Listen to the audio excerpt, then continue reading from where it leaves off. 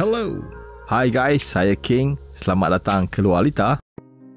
Lama tak upload video, saya sibuk sedikit dengan urusan peribadi. Harap korang semua sihat. Pasti wajah korang bersinar-sinar sekarang ya. Okey, dalam video ini saya hendak berkongsi sejarah MotoGP. Ini cuma garis masa sejarah ringkas MotoGP. Sebahagian besar cerita ini dipetik dari laman web redbull.com. Tak pasti bila perlumbaan pertama motosikal diadakan. Mungkin sejak motosikal komersial pertama keluaran Hildebrand and Muller dijual pada tahun 1894. Pertandingan perlumbaan motosikal Isle of Man TT pertama diadakan beberapa tahun kemudian, iaitu pada 1906.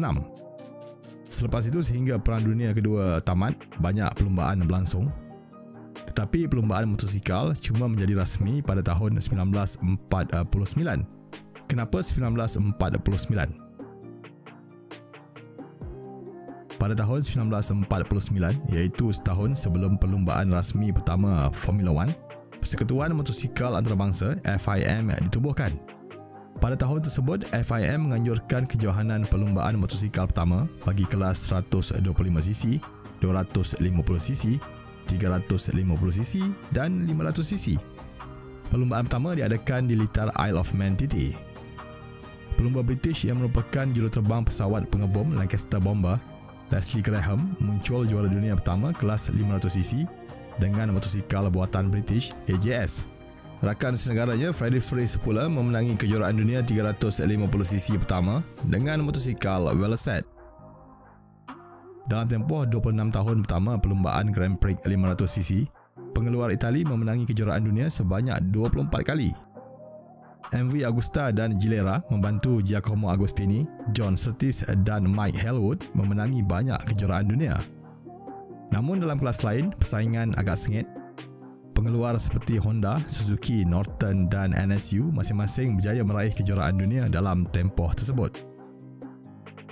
Pada 1950-an, syarikat pengeluar dari Jerman Timur, MZ, membangunkan enjin dua lejang yang mampu menghasilkan 200 kuasa kuda.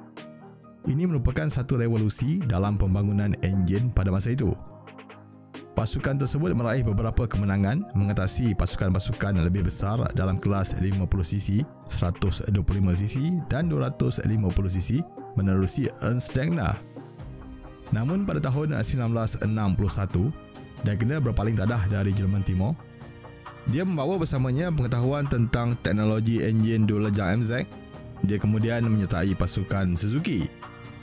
Berbekalkan pengetahuan, teknologi dan talaan enjin dua lejang MZ yang ada padanya, Degner membantu pasukan Jepun itu membangunkan enjin dua lejang 50cc dan 125cc yang dianggap sebagai permulaan kelahiran enjin motosikal dua lejang moden yang ada pada masa kini. Bersama Suzuki, Degner memenangi kejuaraan dunia kelas 50cc pada tahun 1962. Pada 1960-an, motosikal buatan Itali masih lagi yang terpantas dalam kelas perdana. Tapi pada tahun 1966, Honda muncul sebagai pengeluar Jepun pertama memenangi perlumbaan kelas 500cc. Yamaha dan Suzuki juga mula memenangi perlumbaan dan kejuaraan dalam kelas lain. Meskipun persaingan agak sengit, FIM memutuskan peningkatan kos pembuatan motosikal perlu disekat. Ini mendatangkan kemarahan pasukan Jepun. Jadi, Honda, Yamaha dan Suzuki mengambil keputusan meninggalkan kejuaraan dunia sekaligus membolehkan MV Agusta mendominasi kelas 500cc. Pada 1960-an, bersama MV Agusta, Agostini memenangi 4 kejuaraan dunia kelas 500cc dan 2 kejuaraan dunia kelas 350cc. Menjelang awal 1970-an, Honda dan Suzuki telah memenangi perlumbaan dan kejuaraan dalam kelas 125cc dan 250cc. Namun pengeluar Jepun hanya berjaya memenangi kejuaraan dunia kelas 500cc selepas Agostini bergelar juara dunia bersama Yamaha pada 1975. Kemenangan Agostini itu merupakan permulaan kepada penguasaan pasukan pengeluar Jepun di kelas 500cc. Pada tahun berikutnya, Barry Sheene pula menang kejuaraan dunia kelas 500cc dengan pasukan Suzuki. Sejak 1975 hingga 2006, pasukan pengeluar Jepun memenangi kejuaraan dunia 500cc setiap tahun. Dominasi pasukan Jepun hanya dihentikan oleh Casey Stoner dari pasukan Ducati pada tahun 2007. Selepas menarik diri dari kejuaraan dunia pada tahun 1967, Honda kembali ke kelas 500cc pada tahun 1979. Tapi Honda cuba melakukan sesuatu yang berbeza dengan mempertaruhkan enjin 4 lejang berbanding enjin 2 lejang yang popular ketika itu. Keputusannya tidak begitu baik. Motosikal enjin 4 lejang Honda cuma membuat penampilan pada Grand Prix British iaitu perlumbaan ke-11 pada musim itu. Dalam perlumbaan yang dimenangi Kenny Roberts dari Yamaha Motor Company itu, kedua-dua jentera Honda gagal menamatkan perlumbaan. Era 1980-an boleh dikatakan zaman kegemilangan kejuaraan motosikal dunia. Banyak persaingan hebat dalam sejarah MotoGP berlaku pada era tersebut. Antara pelumba popular pada masa itu termasuk Wayne Rainey, Freddie Spencer, Randy Mamola, Eddie Lawson dan Owen Garner. Persaingan sengit antara pelumba-pelumba berkenaan yang menunggang Honda, Yamaha dan Suzuki berjaya menaikkan populariti sukan perlumbaan itu di seluruh dunia. Bagi kebanyakan peminat MotoGP, era tersebut dianggap zaman keemasan kejuaraan motosikal dunia. Susulan penguasaan Honda pada 1990-an, perubahan besar dibuat ke atas sukan perlumbaan itu di alaf baharu. Selepas Rossi memenangi kejuaraan kelas 500cc pertamanya pada tahun 2001, kejohanan motosikal dunia secara rasmi dijenamakan sebagai MotoGP, nama yang digunakan sampai sekarang. Penjenamaan itu menyaksikan perubahan besar dibuat. Peraturan teknikal baru turut diwujudkan.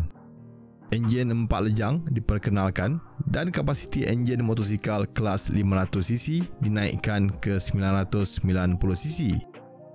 Rossi terus mendominasi kejuaraan kelas perdana itu dari tahun 2001 hingga 2005. Pada tahun 2007, peraturan teknikal MotoGP diubah lagi dengan menurunkan kapasiti enjin kepada 800cc. Stoner mengambil peluang itu untuk memenangi kejuaraan dunia bersama Ducati, sekaligus menghentikan penguasaan 3 dekad pengeluaran Jepun. Pada musim 2012, kapasiti enjin motosikal MotoGP sekali lagi diubah. Kali ini dinaikkan ke 1000cc yang menyaksikan bermulanya era penguasaan pelumba dari Spanyol yang kita saksikan sekarang. Dari 2012 hingga 2020, semua pemenang kelas perdana MotoGP adalah dari Spanyol. Pada tahun 2016, satu lagi perubahan dibuat. Michelin menggantikan Bridgestone sebagai pembekal tayar tunggal. Di Perancis ia disebut sebagai Michelin sebab Michelin ini berasal dari Perancis ya. Bila sebut Michelin ni teringat pula dengan Michelob, makanan favourite. Tak lama tak makan Michelob. Tapi sebutan Amerika Syarikat dan yang dipakai di seluruh dunia ialah Michelin. Selain itu, perubahan terhadap package komponen dan perisian dibuat. Ini bagi mewujudkan persaingan yang lebih adil dan mengurangkan jurang prestasi antara jentera pasukan pengeluar dan pasukan satelit.